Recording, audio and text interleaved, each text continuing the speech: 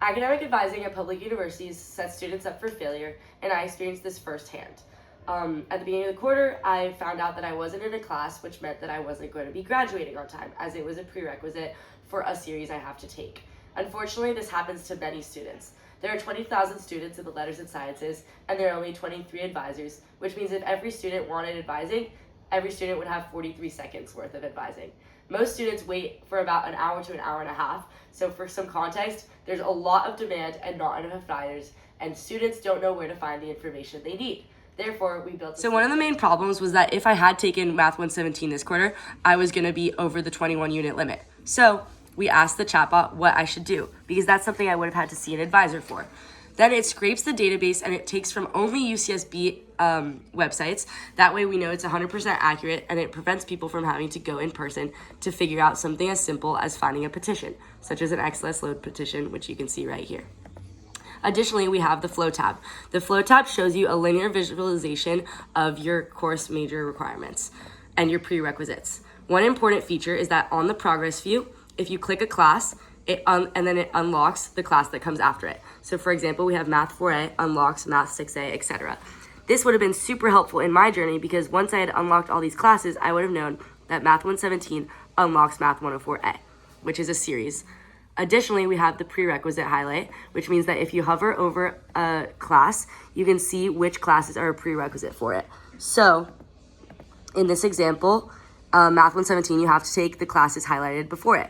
I would have easily been able to see that in order to take 104A, I must take Math 117 first. That would have prevented all my problems.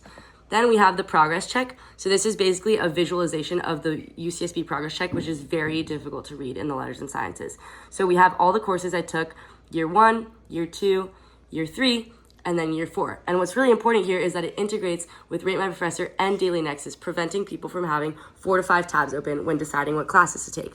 So here we can see that this is one of the best professors because they have a 65% A range versus the 47. However, we also have their Rate My Professor score, which is a 3.1 in this case. Additionally, we can see that in order to make scheduling for our classes, if I wanted to move this over, because I want to take it over the summer, and then move Math 104B, that would work. However, if I try and move Math 104C before Math 104B, it doesn't work, because you can't take this without this. This is a prerequisite for this class. This would have been super helpful in my journey. Lots of students go into advising wanting to ask about research, about what professors they should talk to based on their interests. However, advisors aren't trained to keep on track with all of the amazing research going on within each department. So we created this tool to visualize all of our research professors here. Yeah, so if you want to find a professor to work under, you can check and click on these points. The points, the height is based on how credible their research is, whether that be work count, citations, H-index, and each of these connections means that they co-authored a paper together. So if you're trying to find who to do research under, say you can read the description.